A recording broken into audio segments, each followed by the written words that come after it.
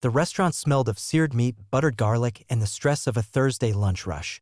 Knives clicked rhythmically on cutting boards, pans hissed under flames, and a line cook cursed under his breath as a drop of oil jumped from skillet to skin. It was a controlled chaos, the kind that chefs either thrived in or drowned beneath. And in this place, this sleek, downtown bistro polished to perfection, chaos wore a white apron and a smirk. The owner, a man built from decades of bravado and scorched egos, paced through the kitchen like a general surveying his troops. Every flick of his eyes was a command. He demanded silence louder than most men shouted. The staff understood that there were only two acceptable responses to his presence: precision or disappearance. He had turned this kitchen into a kingdom. Not a home, not a team, something more fragile and more dangerous. Outside, the dining room hummed with the sounds of mid-level executives trying to impress their clients. Crystal stemware chimed. Silver cutlery scratched plates of pan-seared halibut and aged ribeye.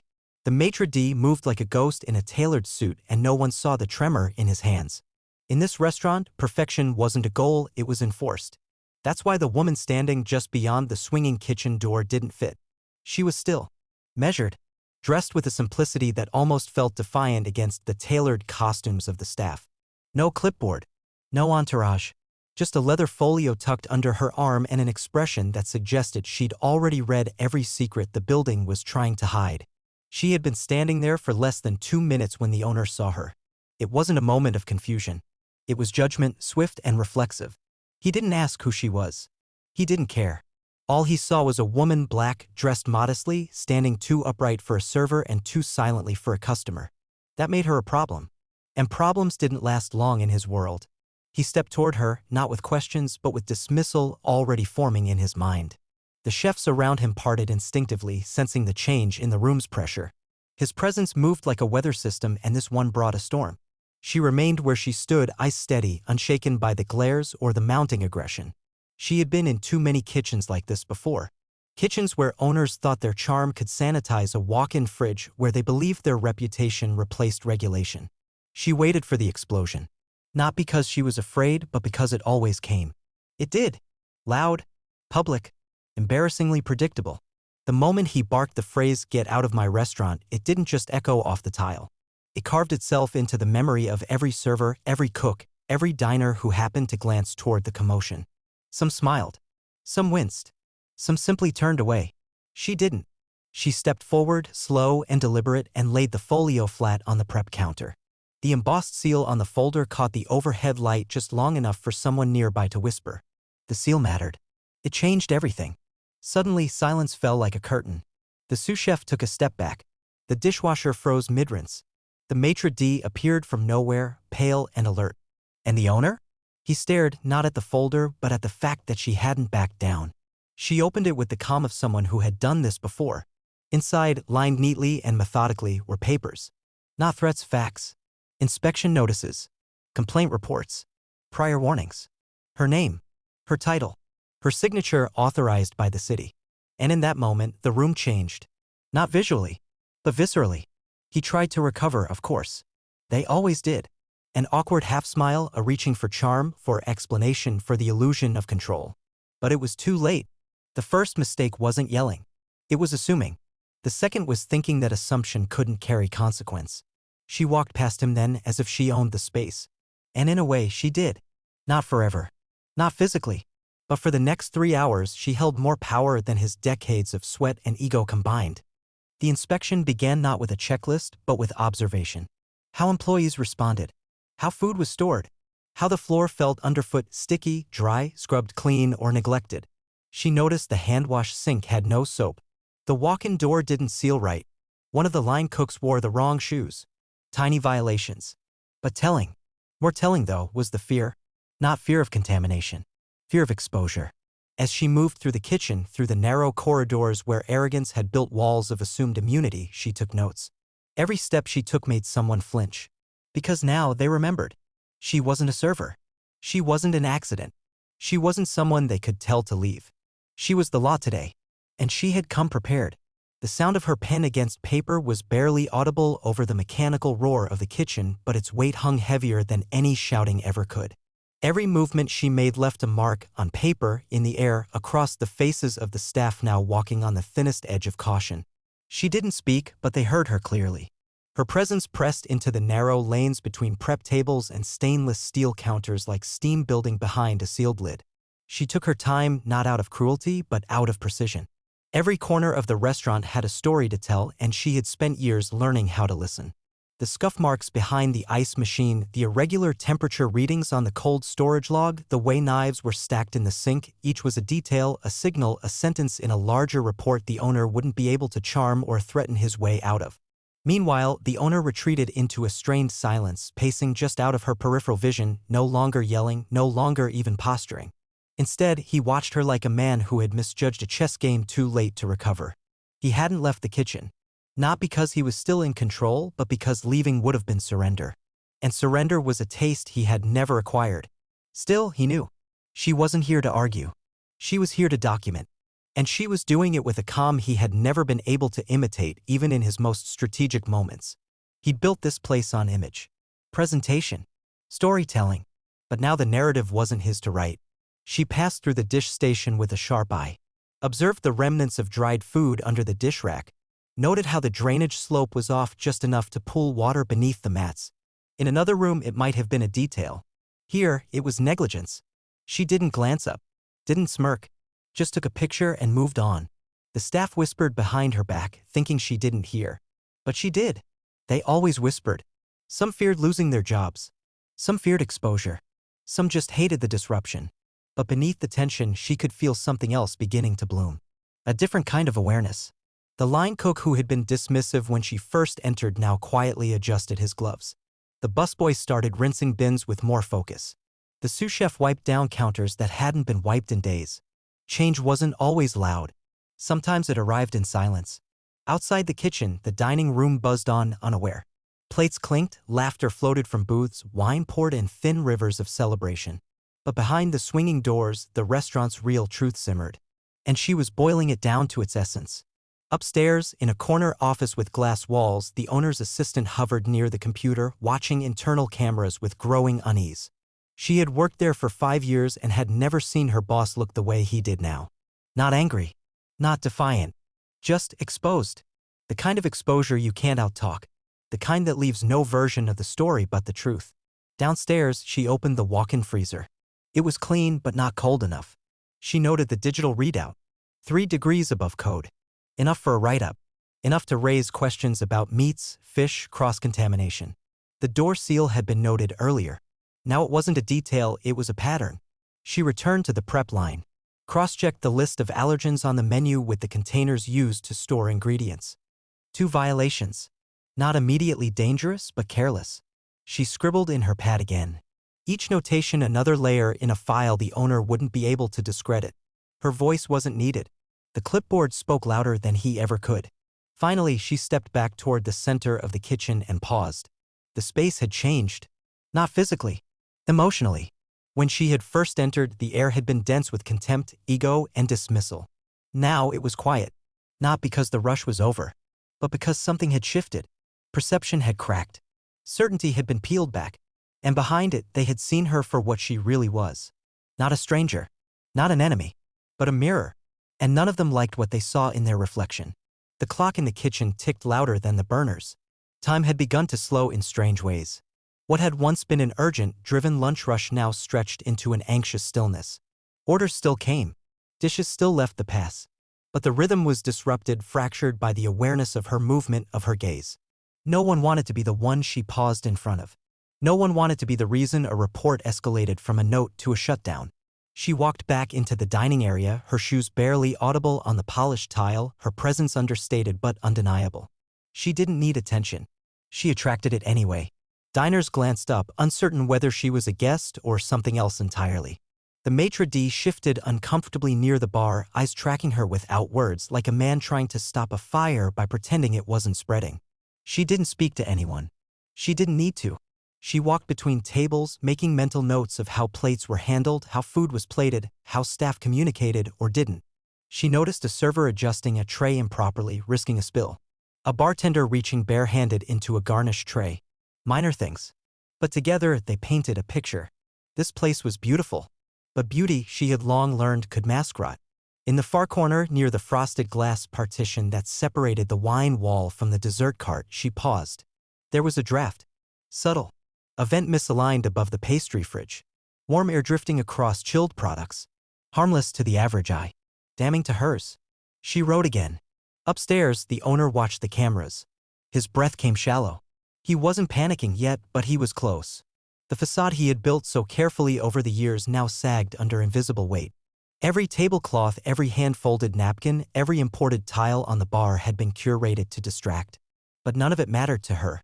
He dialed a number, waited, then dropped the phone back onto his desk. No one could help him now. Not the city councilman he once sponsored. Not the food critic who owed him a favor. Not the regulars who toasted him with every overpriced bottle of French red. What she carried in her folio was heavier than all of them. He looked down at a framed photo near the edge of his desk. It showed him 15 years younger, smiling behind a stove, sleeves rolled to his elbows, posing with his first team. Back then, the restaurant was smaller, rougher, hungrier. He remembered what it felt like to clean his own grease traps, to sweep under the shelves at 2 in the morning. Somewhere along the way, he had stopped doing those things. Stopped seeing the kitchen as a responsibility and started seeing it as a stage. She returned to the kitchen, inspected the staff washroom. The soap dispenser was functioning, but the paper towel supply was low. She noted it. Another minor infraction. But the weight wasn't in the violation, it was in the pattern. A dozen small oversights. A dozen missed responsibilities. That's what health code violations looked like. Not monsters, but ants. Everywhere. She stood in the middle of the kitchen and looked around one final time. Everything seemed clean. Everything looked sharp. But it was a hollow sharpness.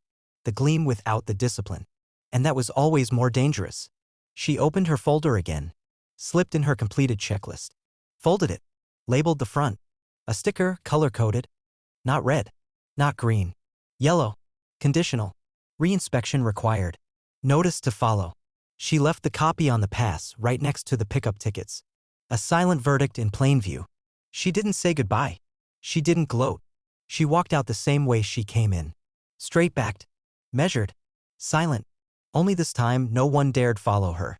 She exited through the front, under the custom chandelier, past the glass doors with the gold-stamped logo. The hostess watched her go with a gaze that held more questions than answers. Outside, the wind had picked up. The city moved around her with all its indifference.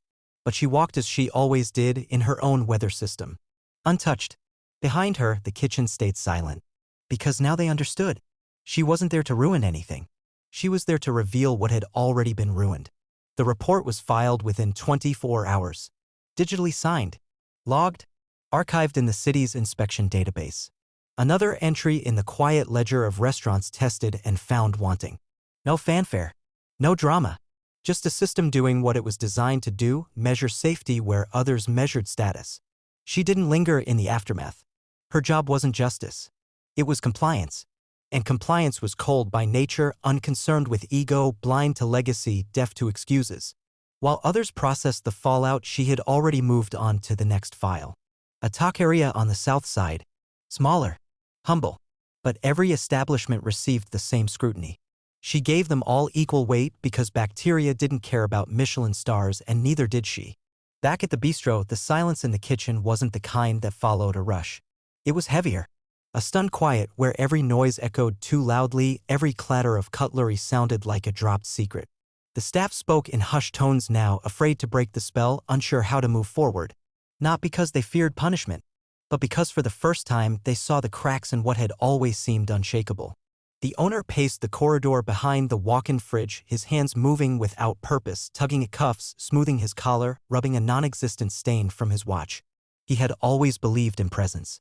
That if he looked the part, if he stood taller than the doubt, nothing could touch him. But this wasn't a storm he could outmile. He replayed the moment in his mind. Her entrance. His words. His command. The arrogance. The mistake. And the folder. God, the folder. She hadn't threatened. She hadn't even raised her voice. That was what haunted him. He'd expected a confrontation. Something he could sink his teeth into. But she hadn't given him that. She'd given him silence. Facts. Procedure. And that had stripped him bare. Upstairs, his assistant printed the inspection summary. It sat on the desk between them like a verdict. Not closure judgment. The yellow tag meant reinspection. A warning, but not yet punishment. It gave the illusion of second chances. But he knew better. Second chances in this city came with a price. One that couldn't be paid in charm or PR statements. That afternoon, a phone call came.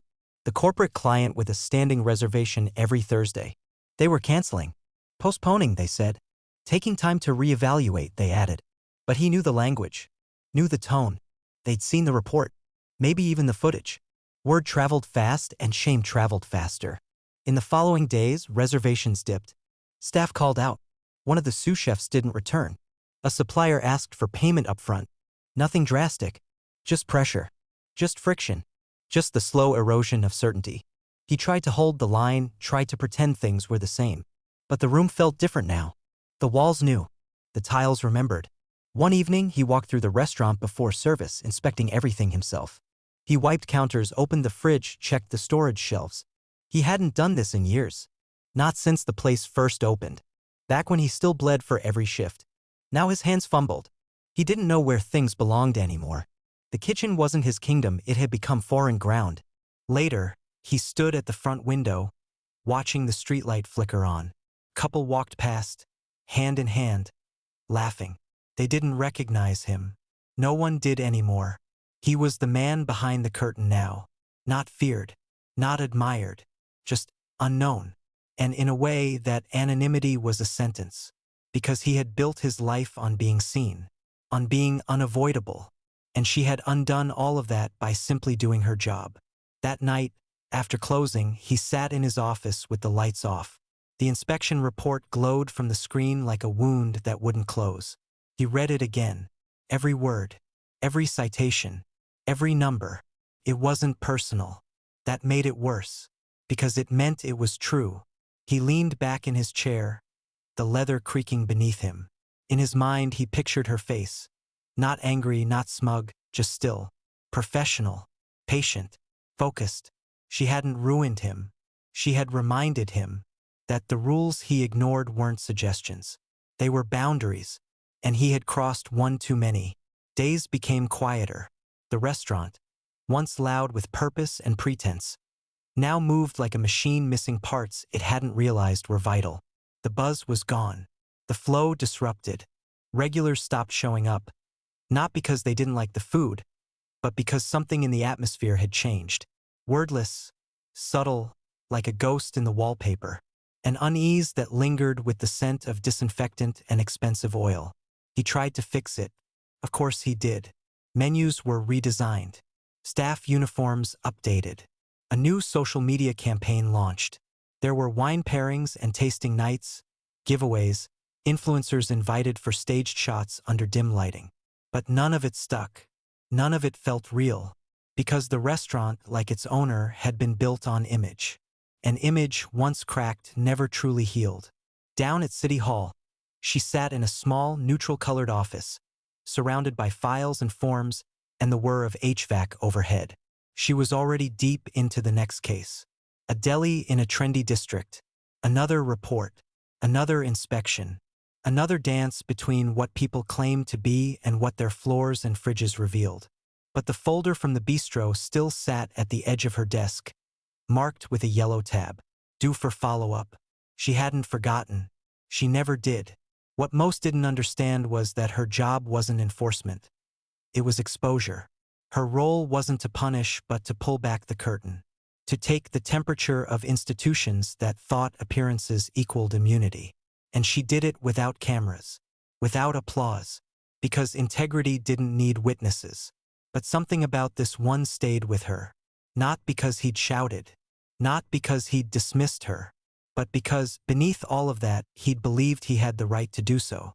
He had spoken with the tone of someone who had never truly been questioned. Someone whose authority had never been tested, until hers stepped in quietly and didn't blink. The reinspection loomed. She didn't announce it. She never did. She arrived again, quietly, precisely 2 minutes before the lunch shift. This time, the reaction was different. The host didn't hesitate. The kitchen didn't snarl. The owner wasn't there. Not at first. She moved through the building with the same posture, the same eyes. But now, every inch of the place flinched before she touched it. Floors were scrubbed down to concrete. Thermometers clicked perfectly into compliance. Labels were visible. Fridges sealed. Gloves worn. The performance was meticulous, but she wasn't fooled. Compliance born of consequence didn't mean understanding. It meant survival. She walked through the space like a shadow of accountability. No clipboard this time. No paper. Just memory and instinct. And they remembered her well. The owner finally emerged from the back. Not in chef whites. Not in his usual blazer. Just a shirt. Wrinkled. His eyes softer. His steps slower. He didn't raise his hand. Didn't offer charm. Just watched as she moved through what had once been his untouchable domain. She stopped by the same prep table. The one where the folder had first been opened. The room around her stood still, waiting for some signal, red or green. Death or rebirth? She placed nothing on the surface. Instead, she turned and left. No notice. No tag. Just absence. Because this time her message was simpler. Change wasn't proven in presentation. It was proven in permanence. And they weren't there yet. The city was different now, not in shape or color, but in tone. The rhythm hadn't changed, but something quieter had begun to pulse beneath it. In corners where voices once went unquestioned, hesitation now flickered. In spaces ruled by ego, humility crept like water under a sealed door. Not everywhere. Not always. But enough. Because her presence had left a mark not only on a restaurant, but on an industry's myth of untouchability. She returned to her routine without praise, without ceremony. She moved from one establishment to another, blending into the flow of clipboards, codes, and cross-checks. She still walked the same streets. Still passed restaurants where her name was spoken not with hate, but with a wary respect. And perhaps that was enough. The report on the bistro remained on file, updated, revised, rechecked. Not closed, but quiet. Not a stain, but a reminder. A thread tied to a moment that hadn't just challenged a system, but shifted it. No final inspection would fix what had been broken because the true violation had never been physical. It had been belief. Belief in immunity. In image over responsibility. In the assumption that power wore one skin, one accent, one uniform. And she had dismantled that belief without force. Without shouting. Just by standing in the room and refusing to move. Meanwhile, the owner had changed, but not completely. Not dramatically. He still ran his kitchen. Still watched his margins. Still corrected his staff when timing slipped. But now he cleaned. He checked. He read things he used to sign without looking. He learned the codes not just to pass inspections, but to understand why they existed. It wasn't pride that moved him anymore. It was accountability. He no longer snapped at the servers. He no longer barked at the host. He asked questions now. Listened more. There was still tension in him, years of hardened instinct don't melt overnight. But something in him had shifted. Not because she punished him, but because she showed him a mirror and walked away without a word. He framed the original report. Hung it not in the dining room, but behind the line, above the prep station. Not for shame. Not for show. But as a marker in time. A place where a story turned. His staff noticed. They asked about it. And he told the truth. That once he was wrong. That once someone told him to listen and he didn't. Now he did. She never returned to that restaurant. She didn't need to. Her work wasn't in the revisits. It was in the ripples. Because the ones who truly change don't need second warnings. They carry the first one forever. Far across the city, late one evening, she walked home along a quiet street lined with closed bakeries and dimmed florists. Her folder was thinner now. Her bag lighter. But the steps she took still echoed with the weight of presence. In a window, she saw her reflection. For a moment, she paused. Not to admire. Not to question. But to remember. How far she'd come. How many doors she'd walked through where she wasn't wanted. How many rooms she'd made honest just by standing in them. And how many more waited. Because in a world still ruled by appearances, she had found a different kind of power. One earned, not granted. One they couldn't take back. And in that power, she walked forward, alone, unshaken, and unstoppable.